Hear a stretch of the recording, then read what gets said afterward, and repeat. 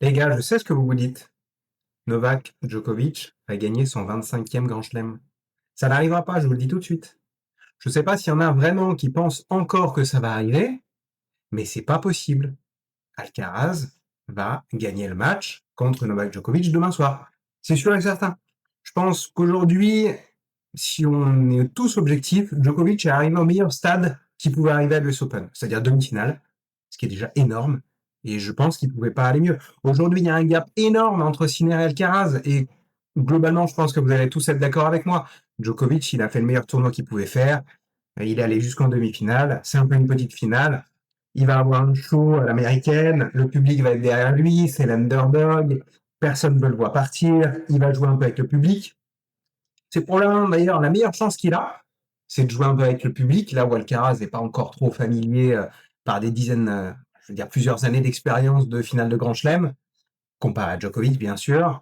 Donc il peut éventuellement grappiller là-dessus. Peut-être pourquoi pas gagner un set hein, sur les cotes, on peut regarder ça. Mais bon, ça m'étonnerait quand même. D'ailleurs sur les cotes du match, hein, c'est assez classique. Hein. Alcaraz à 22, Novak Djokovic 3-10. En gros, il n'y a pas de chance. Pourtant, il a fait quand même un bon tournoi. Hein. Bon, petite erreur de parcours avec Nori, toujours un peu fantasque. Ça peut arriver, on va dire ça comme ça. Mais au-delà de ça, c'est quand même un bon tournoi. Il gagne contre Fritz, mais bon, Fritz, de toute façon, il est à l'apogée de sa carrière. À mon avis, il n'ira pas au-delà. C'est pas possible. Je pense que là, maintenant, il va plafonner. Donc, s'il reste déjà à ce classement, c'est déjà très bien. Bref, c'est pas lui le sujet. Globalement, il gagne en 4-7, mais bon, Fritz n'a pas fait un super match. C'était assez fébrile. Novak a montré pas mal de puissance, mais à mon avis, je pense qu'il a perdu beaucoup de jus. Et on l'a vu d'ailleurs en conférence de presse. Hein, pour ceux qui l'ont pas vu, la conférence de presse, elle est disponible hein, sur la chaîne de l'US Open. Allez la regarder. Elle est pas mal. On le sent un peu fatigué. Bon, il y a les classiques questions des journalistes. Alors, je sais pas ce que vous en pensez, mais on n'en peut plus de ces questions sans arrêt. Est-ce que vous vous sentez bien? Jusqu'à quand pensez-vous pouvoir jouer? C'est mieux sans arrêt, mais taisez-vous sérieusement. Laissez les joueurs jouer, laissez-le jouer. De toute façon, il aura ce même niveau-là, à mon avis, aussi l'année prochaine. De toute façon, Melbourne, c'est dans pas longtemps. Donc, je vois pas ce qui pourrait l'en empêcher, hors blessure, qui peut arriver bien évidemment. Mais les gars, il est en demi-finale, c'est sa finale à lui, il c'est déjà très bien. Quand on voit tout son parcours, son palmarès, c'est déjà très bien. Hein. Quasiment 90% de réussite hein, et de victoire à l'US Open, c'est monstrueux. Donc, c'est un super résultat. Par contre, on va pas se voiler la face, les gars. Parce qu'on se le dit, hein. Demain soir, c'est fini. Alcaraz va remporter le match. Il va y avoir la finale tant attendue entre Alcaraz et Sinner, ça c'est évident. À mon avis, il faut être fou pour pas penser l'inverse. Il y a Félix qui fait un super parcours et il fait je sais pas, enfin je sais pas ce qui se passe. Il faudra peut-être faire une vidéo pour lui, rien que pour lui, parce que je sais pas trop ce qui se passe sur ce parcours-là.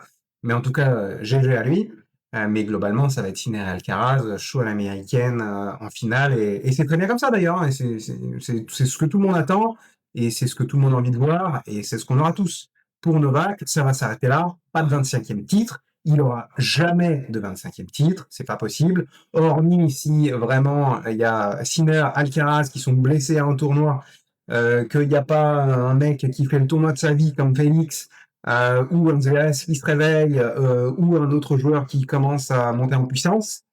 Tsitsipas par exemple qui revient. Non, je déconne bien sûr. Mais globalement, ça n'arrivera pas quoi. Mais voilà, faut rendre hommage au joueur. Il est encore là, 38 ans, c'est assez incroyable, mais ça va s'arrêter là malheureusement.